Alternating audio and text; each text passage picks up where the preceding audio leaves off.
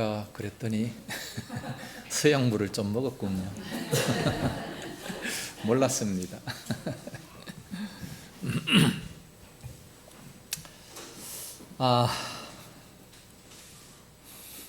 뭐부터 얘기해야 될지 모르겠다.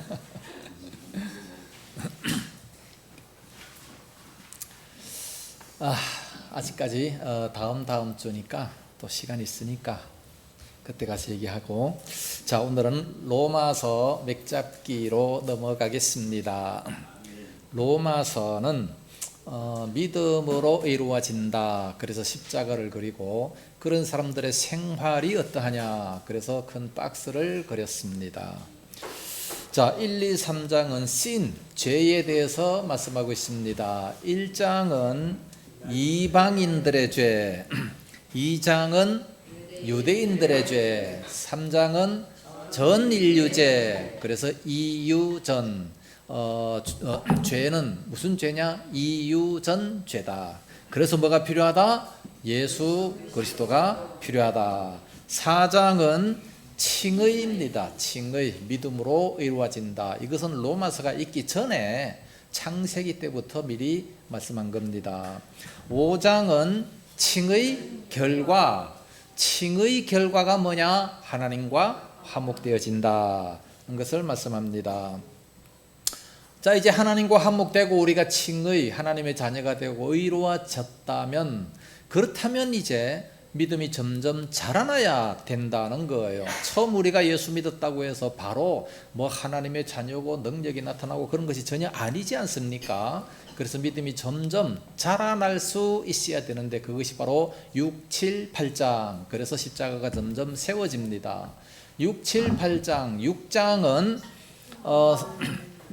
6장은 성화 원리. 성화 원리가 뭐냐? 실천 강령. 죄에 대해서는 죽고 의에 대해서는 살았다. 그렇게 여겨라 라는 말씀이죠. 그래서 우리는 적극적으로 죄에 대해서는 죽어야 되고 의에 대해서는 살아날 수 있어야 됩니다. 그렇게 하기 위해서 8장에서 무슨 역할이 필요했다? 성령의 역할이 반드시 필요한 겁니다. 그러므로 우리는 성령의 충만함을 받아야만이 모든 죄악을 이길 수가 있다는 것이죠. 예수님 바로 믿었다고 해서 바로 능력이 나타나서 그냥 뭐 하나님의 자녀가 됐다고 해서 죄를 이기는 것이 결코 아니죠. 영적으로 너무 약한 겁니다. 그래서 성화 원리는 뭐냐? 실천 강령. 그때부터 열심히 실천하고 말씀을 믿고 그렇게 해야 되는 겁니다. 7장은 율법 역할, 성화되는 데 있어서 율법이 어떤 역할을 하느냐. 율법은 죄를 깨닫게 해서 그리스도에게로 인도하는 겁니다. 그리고 그 율법대로 우리가 살아갈 수 있어야 된다는 거죠. 8장에서는 성령 역할, 우리가 성화되는 데 있어서 내 노력만 가지고 된다가 아니고 성령님께서 반드시 함께 하셔서 은혜를 주셔야만이 된다는 것을 5가지로 8장에서 말씀해 주고 있습니다. 자, 9, 10, 11장은 이제 이스라엘에 대해서 말씀하고 있습니다. 이스라엘의 과거, 현재, 미래에 대해서 말씀하고 있죠. 이스라엘의 과거는 선택받았다. 선택을 받았어요. 하나님의 자녀로 선택된 민족입니다. 그런데 10장 현재 복음 거부, 복음을 거부합니다. 예수 믿는 사람들이 얼마 안 돼요. 그러다 보니까 참 세계 사람들 앞에 많이 미움을 받죠. 11장은 회복 예언. 그러나 이스라엘은 나중에 회복이 된다는 것을 말씀합니다. 지금은 잠시 방탕하지만 탕자처럼 멀리 갔습니다. 그러나 결국은 하나님의 자녀라면 돌아온다라는 것을 말씀하고 있습니다. 자, 그 다음에 이제 12장부터는 암기 키 문장이 있습니다. 하교사가 학생들에게 구기종 짜니 비덕을 더 넣어라. 12장은 하교사, 하나님, 교회, 사회에서 어떻게 해야 될 것인가. 13장에서는 구기종, 국가, 이웃, 종말에 살아가는 백성들이 어떻게 살아가야 될 것인가. 그 다음에 몇 장이지? 14장 성도 의무 3. 14장에서는 비덕을 더 넣어라. 비판하지 말라. 뭐 날이나 뭐 이런 것들을 비판하지 말라. 이웃을 비판하지 말라. 그리고 덕 있게 살아라. 덕 있게 살아라. 동양의 오복이 뭡니까? 동양의 오복 중에 덕이 들어있어요. 덕이 들어있습니다. 수, 부, 강, 덕, 고종명. 수, 오래 살고, 부, 부하게 살고, 강, 건강하게 살고, 덕 있게 살고, 고종명, 죽을 때 잘 죽는 것. 이게 동양의 오복입니다. 동양의 오복. 사실 성경 안에 그 모든 것들이 다 들어있죠. 우리 믿는 사람들은 죽을 때도 얼마든지 편안하게 잘 죽을 수 있습니다. 그 다음에 15장에서는 이방인 사도직, 16장에서는 문안 인사, 그러면서 이제 로마서가 16장으로 끝나게 됩니다. 자, 지난주에 8장 했죠. 8장 끝에만 조금 드렸습니다. 자, 8장은 성령 역할입니다. 성령은 어떤 역할을 한다 그랬죠? 우리가 믿음이 성장하는 데 있어서 성령은 어떤 역할을 하느냐? 우리 믿는 자를 중생시키는 사역을 성령님이 하신다 그랬고, 두 번째는 생명과 평안으로 인도한다 그랬고, 세 번째는 몇 절이죠? 영으로서 몸의 행실을 죽이면 살리리. 그러니까 육신을 이길 수 있도록 성령님께서 역사하십니다. 성령의 역할 3는 영으로서 몸의 행실을 죽이고 말씀대로 살아갈 수 있도록 도와주신다는 것이고, 그 다음에 네 번째는 26절에 우리를 위해서 친히 하나님 앞에 구한다 그렇게 말씀했습니다. 왜 우리를 위해서 구합니까?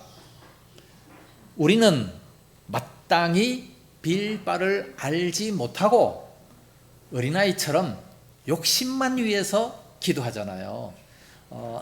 하나님의 뜻을 위해서 기도하는 것이 아니라 자기 욕심만 위해서 기도하고 있습니다. 뭘 구해야 될지를 몰라요. 그래서 마태복음 6장 25절부터 33절까지 무엇을 먹을까 입을까 마실까 도무지 염려하지 말라. 그런 것들은 이방인들이 구하는 것이라 말씀했어요. 솔로몬의 입은 그 모든 그 영광도 그 영광으로도 백합화 꽃만도 하지 못했다. 그러니까 하나님께서 다 그렇게 하신다. 그렇기 때문에 어떻게 해야 된다? 33절에 6장 33절에 너희는 먼저 그 나라와 그 의를 구하라. 그리하면 이 모든 것을 너희에게 더하시리라. 그렇게 말씀하셨습니다. 그래서 우리는 주기도문처럼 그렇게 기도할 수 있어야 됩니다. 자, 성령 역할 다섯 번째는 뭐라 그랬습니까? 부르시고 의롭다 하시고 영화롭게 하시는 것 다 하나님이 하신다 그랬습니다. 우리를 부르시고 의롭다 하시고 영화롭게까지 믿음이 성장될 수 있는 것은 성령님이 도와주시지 아니하시면 안 된다라는 것을 말씀합니다. 그래서 29절 30절 말씀, 하나님이 미리 하신 자들을 그렇게 위하여 정하셨고 마다들이 되게 하려 하심이라. 또 미리 정하신 것들을 부르시고, 누가? 하나님이 부르신 것들을 또한 의롭다 하시고 의롭다 하신 것들을 또한 영화롭게 하셨느니라. 지금 우리가 영화롭게 됐습니까? 아직 안 됐잖아요. 점점 성장하고 있는 겁니다. 그렇게까지 영화롭게 되는 데까지 누가 인도하셔요? 성령님이 인도하신다 말씀하고 있는 겁니다. 이렇게 성령 역할 5가지를 말씀해 주고 있습니다. 그래서 찬양을 합니다. 31절부터 39절까지 찬양인데, 그런즉 그러기 때문에 성령님께서 우리를 위해서 이렇게 하시기 때문에 우리는 어떻게 해야 됩니까? 이 일에 대하여 우리가 무슨 말 하리요? 만일 하나님이 우리를 위하시면 누가 우리를 대적하리요? 여기에 우리가 가끔 실수할 때가 있습니다. 하나님이 나를 위하시는데 누가 나를 대적하냐? 그 말은 믿어요. 근데 왜 이렇게 힘들어? 근데 왜 이렇게 죽겠어? 왜 이렇게 가난하게 살아야 돼요? 그렇게 말을 합니다. 대부분. 자, 맞아요? 그건 하나님의 주권입니다. 자, 욥기를 보세요. 욥을 하나님이 대단히 사랑하셨어요. 사랑하셨는데 욥의 모든 재산을 다 빼앗아가요. 그 욥의 재산 가장 부자였죠. 동방에서 참 가장 부자였던 그 욥의 재산을 다 빼앗아가고 뭐 지붕에서 그냥 다 이렇게 무너져가지고 자녀들까지 다 죽어버려. 아니 그 사랑스러운 자녀들까지 다 빼앗아가. 하나님이 나를 사랑하신다면 이럴 수 있습니까? 얼마든지 반박할 수 있습니다. 게다가 그의 아내까지 하나님을 욕하고 죽으라고 도망가 버려요. 혼자 남았어요. 건강만 해도 살판인데 머리끝에서 발끝까지 어떻게 됐어요? 악창이 났어. 문둥병이에요. 얼마나 가려운지 막 기왓장을 가져다가 벅벅 끓고 제 가운데 앉아 있습니다. 완전히 거지에다가 재산도 하나도 없고 자식들도 없고 사랑하는 아내도 없고 혼자 남았는데 건강까지 다 빼앗아 갔어요. 하나님이 나를 사랑하신다면 어째 이럴 수가 있습니까? 자, 하나님이 욥을 사랑하셔요? 안 하셔요? 사랑하십니까? 안 하십니까? 하나님이 욥을 위합니까? 안 위합니까? 위하시잖아요. 근데 왜 그런 어려움을 당합니까? 사단이 찾아와가지고 그렇잖아요. 사단이 찾아와가지고 사단하고 내기하느라고. 욥은요 하나님이 사단하고 내기하는지 안 하는지 전혀 몰라요. 욥기 42장 끝날 때까지 전혀 알지도 못하면서 욥기가 끝나버리고 마는 겁니다. 그럼 욥기서의 주제가 뭡니까? 의인이 고난받는다? 그거 아니에요. 의인이 왜 고난받는가? 그거 아닙니다. 그럼 뭐예요? 하나님의 주권입니다. 하나님의 주권. 하나님께서 마음대로 하신다. 하나님께서 사단과 괜히 그 내기 안 해도 돼요. 내 백성 건드리지 말아라 그러고 안 해도 괜찮아. 그런데 또 자존심이 있잖아요. 자꾸 긁으니까. 하나님은 상당히 감정적이라니까. 굉장히 감정적이세요. 화날 때는 정말 엄청나게 무섭고 사랑스러울 때는 정말로 사랑스러우셔요. 그러니까 괜히 긁어부스럼 만들지 마시고 하나님 말씀 잘 들어야 됩니다. 그러니까 하나님이 우리를 위하시면 누가 우리를 대적하려? 지금 사단이가 욥을 대적했습니다. 욥의 모든 것을 빼앗아가고 병까지 다 사단이가 줬어요. 그러나 하나님이 허락하신 범위 내에서, 하나님이 허락하신 그 범위 내에서만 그렇게 한 거예요. 더 이상 그의 몸에는 손대지 말라. 더 이상 그의 생명만은 손대지 말라. 하나님께서 그렇게 말씀하셨기 때문에, 그래서 몸에는 손 안 대고 다 빼앗아갔지만 또 생명까지 손대지 말라 그런 악창을 주셨지만 생명은 건재하다. 하나님이 허락하신 범위 내에서만 괴롭힐 수가 있다는 겁니다. 하나님이 이렇게 욥을 위하시고 있는데 누가 우리를 대적하겠습니까? 그리고 32절에 자기 아들을 아끼지 아니하시고 우리 모든 사람을 위하여 내주신 이가 어찌 그 아들과 함께 모든 것을 우리에게 주시지 아니하시겠느냐. 모든 것을 우리에게 주시겠다는 거예요. 하나님이 가장 사랑스러운 그 아들, 자녀, 독생자 자녀까지 우리를 위해서 십자가에 내주셨어요. 죽이도록 내버려도 얼마나 그 마음이 아프시겠습니까? 우리들도 자식 하나 있다면 그 얼마나 사랑스러워요. 그 아들을 위해서 내 생명까지 내놓지 않겠습니까? 하나님도 마찬가지예요. 그런 마음을 가지고 독생자까지 주셨는데 우리가 필요한 거 뭐를 더 안 주시겠느냐 그 말이에요. 얼마든지 주시겠다는 거지요. 그럼에도 불구하고 우리는 알지를 못해서 모르기 때문에 그저 돈 주십시오, 건강하게 하십시오, 그냥 이런 것만 기도하는 겁니다. 내 아들 잘되게 가서 비나이다 비나이다 이런 것만 하고 있어요. 하나님이 그거 모르시겠습니까? 왜 몰라요? 근데 우리 자녀들을 한번 생각해 보세요. 우리 자녀들 한 2살, 3살, 뭐 4살, 5살, 뭐 6살, 7살짜리 한번 보세요. 오직 지 욕심밖에 안 차려요. 지 욕심 중에 뭐 조금 뭐 안 해주는 거 보면 그냥 성질내고 뭐 엄마가 나를 미워하느니 어쩌니 그런 소리만 하지 않습니까? 몰라서 그래요. 그러나 부모는 그의 모든 것을 다 알잖아요. 다 알고 필요 적절할 때에 모든 것을 다 줍니다. 근데 내 때에 내가 원하는 거 안 준다고 그냥 뭐 성질내고 엄마는 나만 미워해 그러면서 그냥 또 가출하고 하는 이런 모습들, 그건 너무 참 어리석지 않습니까? 우리가 마치 하나님 앞에 그렇다는 얘기입니다. 하나님은 우리의 모든 것을 쓸 것을 다 아신다고 말씀하고 있어요. 마태복음 6장 32절 말씀은 너에게 있어야 할 것을 다 아신다 말씀했습니다. 그래서 무엇을 먹을까, 무엇을 마실까, 무엇을 입을까 이런 것은 이방인들이 구하는 것이라. 이방인들이 왜 그런 걸 구합니까? 그들을 돌봐줄 아버지가 없기 때문에. 그러므로 막 그냥 바락바락하면서 그렇게 살아야 돼요. 그냥 물질을 위해서 살아야 됩니다. 건강 위해서 막 이들 바락바락 갈면서 살아야 돼요. 그래야 겨우 건강할는지 모르지요. 그러나 우리는 하나님의 자녀이기 때문에 모든 것을 다 알아서 채워주십니다. 그 아들을 내주시니까 그 아들과 함께 모든 것을 주시지 않겠느냐. 이 말씀 확실하게 믿습니까? 믿으면 도무지 걱정하지 마세요. 세상 돌아가는 모든 이 사건들 염려할 필요가 없습니다. 내가 왜 이렇게 힘듭니까? 염려하지 마세요. 하나님이 다 채워주십니다. 그런데 우리가 그것을 모르기 때문에, 그래서 성령님이 우리의 연약함을 도우시나니 마땅히 빌 바를 알지 못하기 때문에 대신 기도를 해주신다 말씀합니다. 얼마나 감사한지 모르겠어요. 33절 누가 능히 하나님께서 택하신 자들을 고발하려 의롭다 하시는 하나님이시니 누가 고발하겠느냐. 스가랴 2장 1절부터 쭉 말씀 보면 여호수아를 고발합니다. 누가? 사단이가 와가지고 여호수아를 막 그냥 고발하고 있어요. 저런 죄인이 어떻게 구원받을 수 있겠습니까? 불에 거슬린 저가 바로 불에 거슬린 나무가 아니냐. 그러면서 그 옷을 다 벗기고 새 옷을 입혀라. 그러면서 하나님께서 사단아 내가 너를 책망하노라.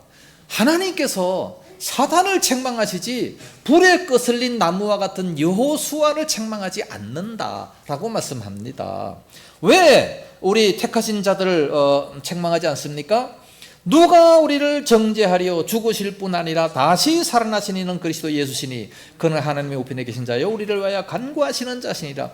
예수님께서 우리를 위하여 대신 죽어주셨기 때문에, 그래서 우리의 모든 죄를 다 가져가셨기 때문에 우리는 죄가 없다, 의롭다 하셨기 때문에, 그러나 그는 다시 살아나시고 우리를 위해서 대신 기도해 주신 그런 예수님이라는 것을 말씀합니다. 그래서 누가 우리를 고발하리요? 하나님이 의롭다 하신다. 누가 우리를 정죄하느냐? 정죄할 리가 없다. 35절에 누가 우리를 그리스도의 사랑에서 끊으리요? 환난이나 공고나 박해나 기근이나 적신이나. 적신이 뭐예요? 적신은 온몸이 벌거벗었다라는 뜻입니다. 적신, 온몸이 벌거벗어서 얼마나 궁핍한지 입을 것이 없어가지고 온몸이 벌거벗을 정도가 되는 겁니다. 그 정도가 된다 할지라도 하나님의 사랑에서 끊을 수 없다. 위험이나 칼이랴 아무것도 끊을 수가 없다 말씀합니다. 36절 기록된 바 우리가 종일 주를 위하여 죽임을 당하게 되며 도살당할 양같이 여김을 받았나이다 함과 같으니라. 아니 우리를 그렇게 위하신다며, 우리를 그렇게 사랑하신다며 어째 도살을 양같이 그렇게 내버려 두십니까? 예? 이 말씀은 시편 40편의 44편인가 거기 보면 예수님을 이제 빗대면서 예언한 다윗의 시입니다. 예수님께서 마치 도살을 양처럼 그렇게 내버려 두셨지 않습니까? 하나님의 독생자인데 어떻게 그렇게 십자가에 죽도록 내버려 둘 수 있겠습니까? 아버지의 뜻이잖아요. 오늘날 우리들도 얼마든지 그렇게 될 수 있습니다. 초대교회 때 그래서 많은 성도들이 순교를 당했습니다. 그러나 37절에 이 모든 일에 우리를 사랑하시는 이로 말미암아 우리가 넉넉히 이기느니라. 성령 역할 5가지가 있기 때문에 우리를 이처럼 사랑하시면서 돌보아 주시기 때문에, 그러므로 우리가 얼마든지 넉넉히 이길 수가 있습니다. 결론적으로 38, 39 내가 확신하노니 사망이나 생명이나 천사들이나 권세자들이나 현재일이나 장래일이나 능력이나 높음이나 기쁨이나 다른 어떤 피조물이라도 우리를 우리 주 그리스도 예수 안에서 있는 하나님의 사랑에서 끊을 수 없으리라. 하나님의 사랑에서 끊을 수 없으리라. 왜요? 왜 못 끊어요? 주님이 우리를 꽉 붙잡고 있기 때문에 그렇습니다. 요한복음 10장 28절에 내가 예수님께서 말씀하신 내가 그를 꽉 붙잡고 있기 때문에 내 손에서 아무도 빼앗을 자가 없다 말씀하시면서 29절에 하나님은 만유보다 크신데 만유보다 크신 그 하나님의 손에서도 결코 빼앗을 수 없다. 즉 말해서 예수님의 손에서도 하나님의 손에서도 결코 우리를 빼앗을 수 없다라고 말씀하고 있습니다. 그러니 얼마나 감사합니까? 로마서 8장은 구구절절이 은혜로운 말씀이기 때문에 다 외우시기를 바랍니다. 이건 로마서 8장은요. 로마서가 원래 이 성경이 반지라고 한다면 로마서는 그 반지에고 반짝 빛나는 다이아몬드라 그랬어요. 이 다이아몬드.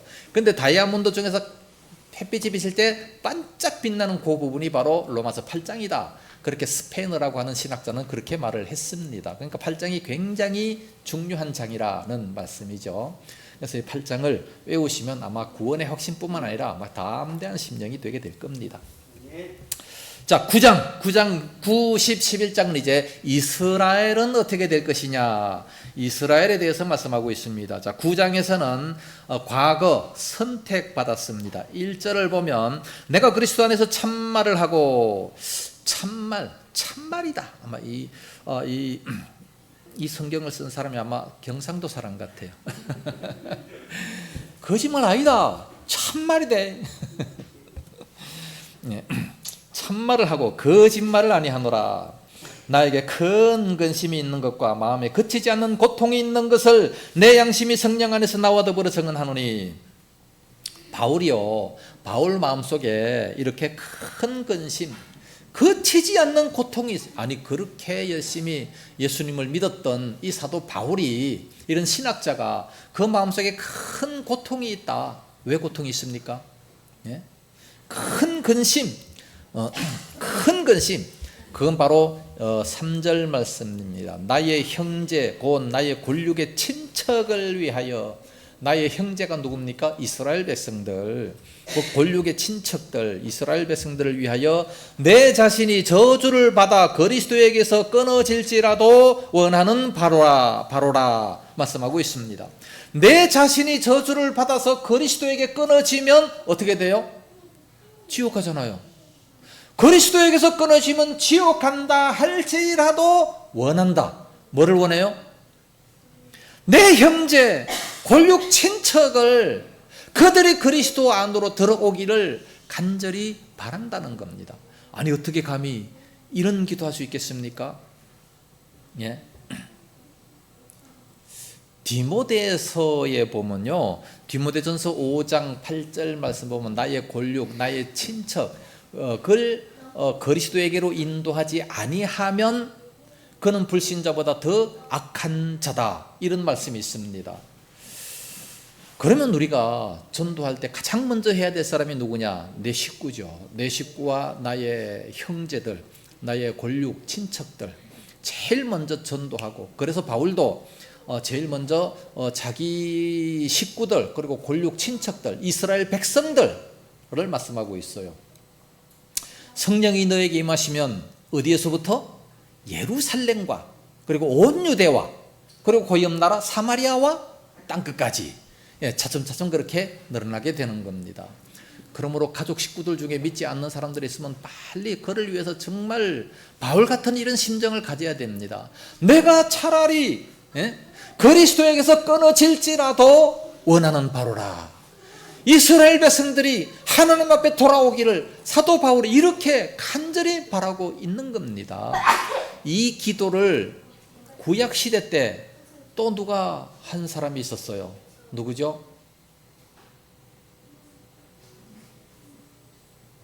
출애굽 시대 때 모세가 시내산에 올라갔습니다. 시내산에 올라가서 열심히 40일 동안 금식하며 기도하며 이제 십계명을 받아가지고 내려오는데, 백성들이 미혹을 받아가지고 우상을 섬기는데 금송아지를 섬기고 있습니다.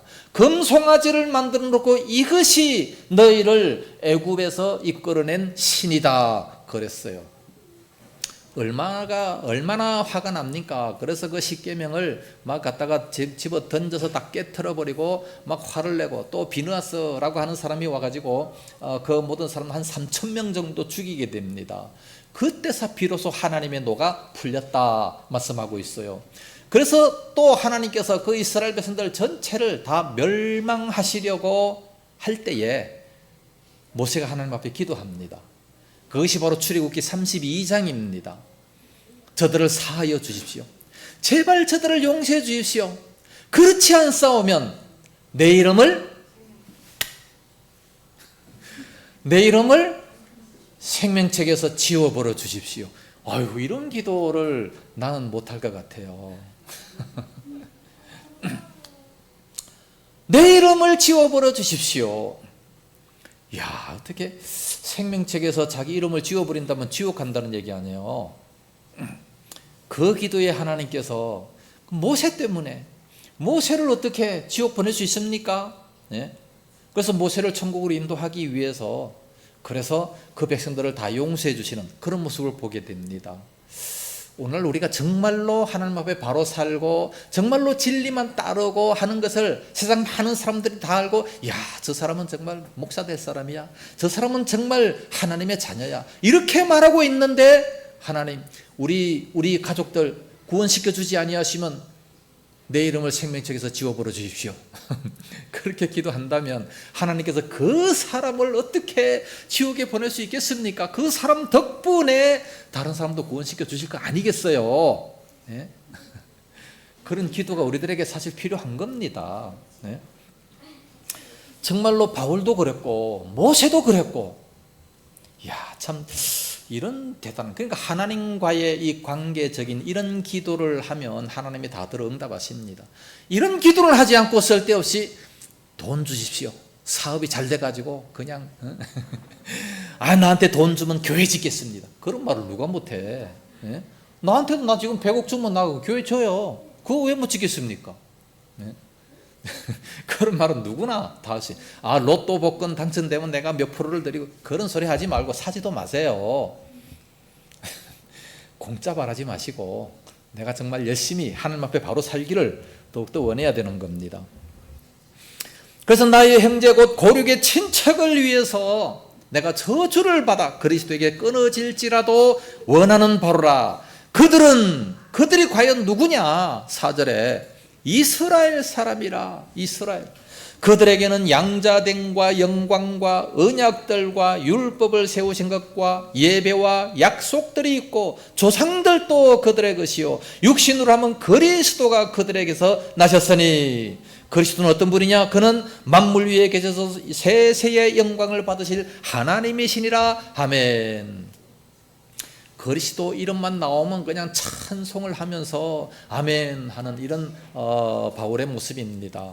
그러니까 육신으로 본다면 이스라엘 사람, 하나님과 겨루어 이겼다 하는 이 정도의 이스라엘 사람이요, 하나님의 양자되고 영광, 언약들도 있고 율법도 있고 예배와 약속들이 있고 조상들도 있고 그들에게서 그리스도가 났는데, 육신적으로 본다면.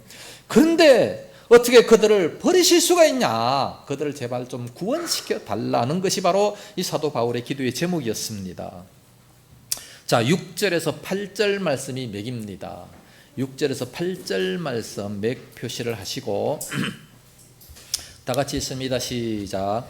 그러나 하나님의 말씀이 폐하여진 것 같지 않도다. 이스라엘에게서 난 그들이 다 이스라엘이 아니요 또한 아브라함의 씨가 다 그의 자녀가 아니라 오직 이삭으로부터 난 자라야 내 씨라 불리리라 하셨으니, 곧 육신의 자녀가 하나님의 자녀가 아니요 오직 약속의 자녀가 씨로 여기심을 받느니라. 자, 7절 끝반부에 하반부에 이삭으로부터 난 자라야 내 씨, 이삭으로부터 난 자라야 내 씨. 6절 끝에 약속의 자녀가 씨로 여기심을 받느니라. 약속의 자녀가 씨로 여기심을 받느니라. 자, 그렇게 이스라엘 백성 전체를 위해서 기도하다가 하나님의 말씀이 폐하여진 것 같지 않도다. 이스라엘에게서 난 그들이 다 이스라엘이 아니다. 왜냐하면 아브라함의 씨가 전체가 다 택한 백성입니까? 아브라함이 낳았다고 다 택한 백성이에요? 아니잖아요. 이스마엘이 있었습니다. 하갈에게서 난 이스마엘, 그는 똑같이 그 아브라함의 씨였지만 그러나 그는 택한 백성이 아니었습니다. 오직 리브가를 통해서 난 이삭으로 난 자라야 내 씨다, 그렇게 불리워졌던 것처럼, 그래서 육신의 자녀가 전부 다 하나님의 자녀가 아니라 오직 약속의 자녀가 씨로 여기심을 받는다 말씀하고 있습니다. 그래서 9절의 약속의 말씀은 이것이니 명년 이때에 내가 이르리니 사라에게 아들이 있으리라 하심이라. 그뿐 아니라 또한 리브가가 우리 조상 이삭 한 사람으로 말미암아 임신하였는데, 자 11절에서 13절까지가 삼지창 표시하십니다. 11절에서 13절까지 삼지창 표시하시고 다 같이 시작. 그 자식들이 아직 나지도 아니하고 무슨 선이나 악을 행하지 아니한 때에 택하심을 따라 되는 하나님의 뜻이 행위로 말미암지 않고 오직 부르시는 이로 말미암아 서게 하려 하사 리브가에게 이르시되 큰 자가 어린 자를 섬기리라 하셨나니 기록된 바 내가 야곱은 사랑하고 에서는 미워하였다 하심과 같으니라. 자 11절 중반절에 택하심을 따라 되는 하나님의 뜻, 택하심을 따라 되는 하나님의 뜻, 11절 마지막에 오직 부르시는 이로 말미암아 서게 하려 하사, 오직 부르시는 이로 말미암아 서게 하려 하사. 13절에 야곱은 사랑, 에서는 미워. 자, 하나님의 뜻이, 하나님의 선택하심이 언제 됐느냐? 11절에 보니까 아직 나지도 아니한, 무슨 선이나 악을 행하지도 아니한 때에 어떻게 되느냐? 택하심을 따라 되는 하나님의 뜻. 하나님의 뜻은요, 그렇게 택하심을 따라 됐다는 거예요. 나지도 않았고 선이나 악을 행하지도 않았는데 이렇게 하나님의 뜻을 따라 택하심을 따라 됐다 말씀합니다. 오직 부르시는 이로 말미암아 서게 하려 했다 말씀합니다. 그러면서 12절에 리브가에게 이르시되 큰 자가 어린 자를 섬기리라 하셨나니, 창세기 25장 말씀이죠. 기록된 바 내가 야곱은 사랑하고 에서는 미워하였다 하신과 같으니라. 아니 아직까지 태어나지도 않았어요. 태어나지도 않았던 이 야곱과 에서인데 큰 자는 어린 자를 섬기리라. 하나님이 이미 그렇게 선택을 하셨다는 거죠. 그래서 선택과 유기가 있습니다. 신학적인 용어로 선택과 유기, 하나님의 백성들이 선택받고 또 유기, 내버려 두심을 받았다는 것이 있는데, 누구를 선택하시고 누구는 내버려 뒀느냐? 그러면 내가 뭐 열심히 낼 필요가 있습니까? 뭐 굳이 내가 뭐 전도할 필요 있습니까? 하나님이 이미 선택한 사람들은 다 믿을 것이고 선택 안 한 사람들은 뭐 아무리 전도해봐도 안 되는데 뭐 필요 없는 수고를 내가 못하러 하느냐? 그렇게 말하는 사람들이 대단히 많습니다. 그러니까 뭐 하나님이 다 하시는 것이고 뭐 지옥 가는 거 뭐 하나님이 뭐 그렇게 가게 하신 건데 내가 뭐 나한테 뭔 책임 있어? 자 14절에 그런즉 우리가 무슨 말을 하리요? 하나님께 불의가 있느냐? 그럴 수 없느니라. 하나님께 불의가 있냐? 그럴 수 없다. 그럴 수 없다. 이런 말을 바울은 굉장히 자주 합니다. 어떤 유튜버 보니까 이건 나쁘지 않다. 나쁘지 않다. 뭐 이런 말을 대단히 많이 하는데, 나쁘지 않으면 좋은 겁니까? 안 좋은 겁니까? 그건 말을 안 하고 나쁘지 않다 이런 말만 계속하는 것을 보게 되는데, 바울은 결코 그럴 수 없다. 하나님께 불의가 있느냐? 결코 그럴 수 없다. 이런 말을 굉장히 자주 하는 것을 보게 됩니다. 자 15절에 모세에게 이르시되 내가 긍휼히 여길 자를 긍휼히 여기고 불쌍히 여길 자를 불쌍히 여기리라 하셨나니, 그런즉 원하는 자로 말미암음도 아니고 다른 박질하는 자로 말미암음도 아니고 오직 긍휼히 여기시는 하나님으로 말미암음이니라. 하나님이 다 하시는 거예요. 내가 못하러 하느냐? 할 필요 없다. 요게 이제 10장에서 자세하게 나옵니다. 오늘 10장까지 해야 결론이 나는데 17절에 이 바로에게 이르시되 내가 이로하여 너를 세웠으니 곧 너로 말미암아 내 능력을 보이고 내 이름을 온 땅에 전파되게 하려 합니다. 바로 왕에게 10가지 재앙을 내렸어요. 아니 한두 가지 재앙만 내려도 충분한데 왜 10가지 재앙을 다 내립니까? 그 이유가 뭐예요? 출애굽기 19장에 이미 다 말씀했습니다. 그 모든 재앙을 보면서 온 세계가 하나님의 능력을 알고 하나님 앞으로 돌아오게 하기 위해서, 그래서 일부러 10가지 재앙을 다 내릴 때까지 바로의 마음을 계속 하나님께서 완악하게 만드셨다, 그렇게 기록하고 있습니다.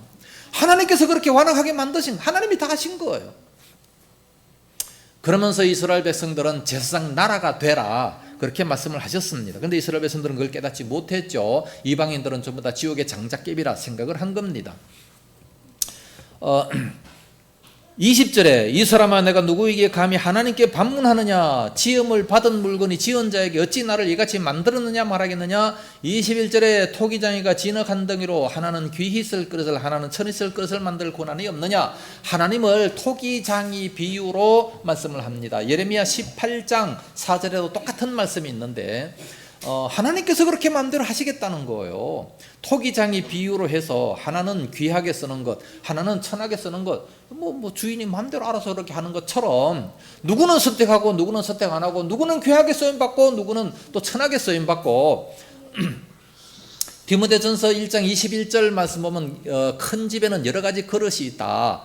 많은 그릇, 금그릇, 은그릇, 나무그릇, 질그릇, 뭐 여러 가지 많은 그릇이 있지만 그러나 귀하게 쓰임받는 그릇이 어떤 그릇이냐 말씀하고 있어요. 금그릇이 귀하게 쓰임받습니까? 나무그릇 아니면 흙그릇이 귀하게 쓰임받습니까? 누구든지 자기를 깨끗하게 하는 자가 귀하게 쓰임받는다라고 말씀하고 있어요. 아무리 큰 집에서 금그릇이 있다 할지라도 거기다가 오물을 집어넣어 놓으면 오강이 되어버리는 거예요. 예?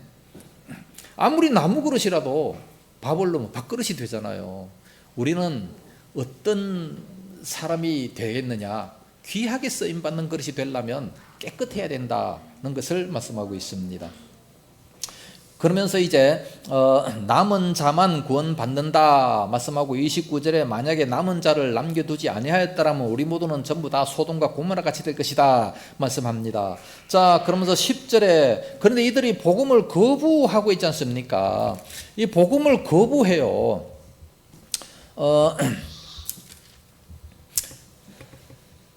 자, 야곱은 사랑하고 에서는 미워하였다 그랬지 않습니까? 야곱은 사랑하고 에서는 미워. 하나님께서 마음대로 하시는데 그렇다면 누구를 보내서 그렇게 하시느냐. 자, 10장 9절 말씀 보면 누구든지 예수를 주로 시인하며 그 마음에 믿으면 구원을 받을 것인데 10절에 입으로 시인하여 구원에 이른다 말씀합니다. 자, 우리가 누구든지 입으로 시인하면 다 구원을 받을 수 있어요. 예수님은 나의 구세주입니다, 메시아입니다, 이렇게 고백하면 다 구원을 받습니다. 그런데 이것은 그렇게 입으로 시인하도록 해서 구원을 받게 만드는 거지요. 이걸 누가 하시느냐? 누가 하시느냐? 자, 11절에 성경에 이르되 누구든지 그를 믿는 자는 부끄러움을 당하지 아니하리라 하니 유대인이나 헬라인이나 차별이 없습니다 말씀하면서 13절에 누구든지 주의 이름을 부르는 자는 구원을 얻으리라.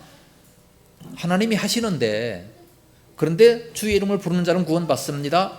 자, 14절 그런즉 그들이 믿지 아니하는 일을 어찌 부르리요, 듣지도 못한 일을 어찌 믿으리요, 전파하는 자가 없이 어찌 들으리요, 보내심을 받지 아니하였으면 어찌 전파하리요, 기록된 바 아름답도다 좋은 소식을 전하는 자의 발이함과 같으니라. 자, 누가 했습니까? 자, 저들이 믿고 입으로 시인했어요. 그래서 구원받습니다. 이걸 누가 한 거예요? 거꾸로 지금 여기 다 말씀하고 있잖아요. 거꾸로 읽어보면 돼요. 15절에 보내심을 받지 아니하였으면 어찌 전파하리요. 전파해야 그들이 들어요. 들어야 이해를 하고 믿을 수 있어요. 믿어야 입으로 시인합니다. 시인해야 구원을 받습니다. 그렇죠? 이거 누가 합니까? 누가 보내셨어요? 하나님이 보내시잖아요. 저 한 사람을 구원받기 위해서 하나님이 보내시는 겁니다. 가라. 천하 만민에게 복음을 전파해라. 어디로 가라. 예? 바울이 아시아로 가려고 그랬을 때 유럽으로 이렇게 또 보내시잖아요. 하나님이 그렇게 보내시는 거예요. 보내셔서 복음을 전파하도록 만드시고, 복음을 전파하면 그들이 듣도록 만드시고, 들으면 이제 마음문을 열어서 그들이 믿도록 만드시고, 믿으면 이제 입으로 시인하고 하나님을 찬송하고, 그러면 이제 구원에 이르게 된다 말씀하는 거예요. 누가 하신 거예요? 하나님이 하셨잖아요. 믿게 하는 거 다 하나님이 하신 것이다, 그렇게 말씀하는 겁니다. 자, 16절에 맥입니다. 16절 맥 표시하시고, 복음 거부죠. 자, 10장은 복음 거부입니다. 이렇게 해서 믿게 하시는데, 그래서 많은 사람들을 보냈습니다. 여러 선지자들을 그렇게 많이 보냈어요. 그럼에도 불구하고 이스라엘 백성들은 안 믿었어요. 자, 10절 맥 표시하시고 다 같이 시작. 그러나 그들이 다 복음을 순종하지 아니하였도다. 이사야가 이르되 주여 우리가 전한 것을 누가 믿었나이까 하였으니. 자, 16절 첫 번째 줄에 그들이 다 복음을 순종하지 아니하였도다. 그들이 다 복음을 순종하지 아니하였도다. 이사야에게 그렇게 가서 복음을 전해라 했을 때에 그가 가서 전합니다. 아무리 전해도 그들이 안 받아들였어요. 안 받아들이고 그들이 듣기는 들어도 알지를 못하고 깨닫지를 못한다 말씀합니다. 17절 그러므로 믿음은 들음에서 나며 들음은 그리스도의 말씀으로 말미암았느니라. 우리가 많이 인용하는 내용인데, 우리가 좌우지간 들어야 돼요. 하나님 말씀, 이 복음을 들어야만이, 그래야 믿음이 생기는데, 그럼 뭐를 듣습니까? 그리스도의 말씀을 들어야 됩니다.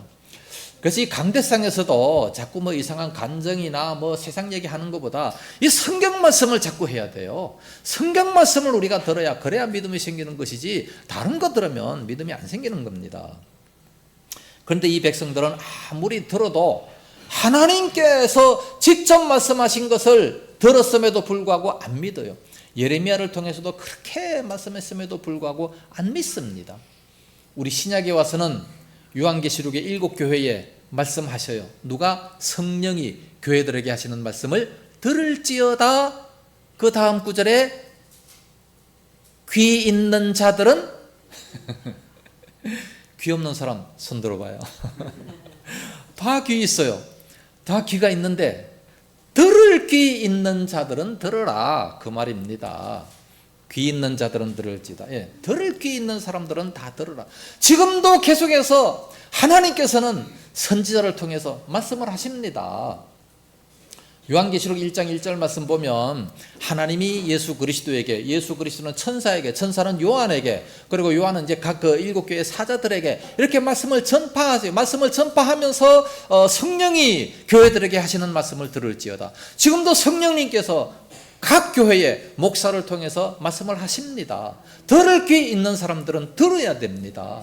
확실히 듣고 그 말씀에 순종하고 아멘 할 수 있어야 되는데, 아무리 들어도, 듣기는 들어도 알지 못하고 깨닫지도 못하는 그런 사람이 된다면 불택자가 되지 않겠습니까? 그것을 이해하도록 노력해야 되고, 열심히 성경 공부를 할 수 있도록 우리는 힘을 써야 됩니다.